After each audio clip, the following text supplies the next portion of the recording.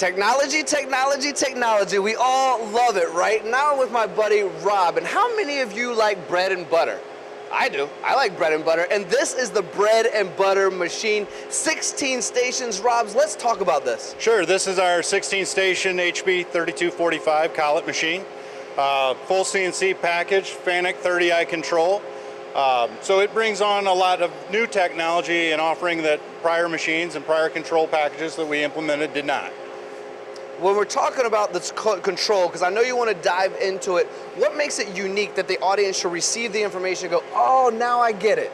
So this package allows us to bring in new technology. We have oscillation chip breaking that we can provide for drilling applications, get rid of the stringy chips, get chips broken up, as well as we can do some learning technology with the analog servo proportional valves.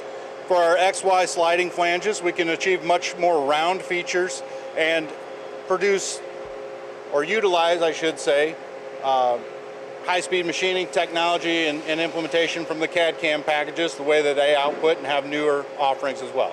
That's pretty clever, my friend. Now, chip breaking, we understand, we're getting real stringy. I've definitely ripped some tools apart by not chip breaking, right? A lot of us out there, we understand the concept of how that works. But would you mind diving a little bit more into the servo? Because we know the word high-speed machining, but how does that effectively be utilized when we're talking about the technology itself? Sure, with this application and specifically, when we package a spindle motor with the unit, between the hydraulic servo proportional valve and the motor itself, it can learn and synchronize braking moves.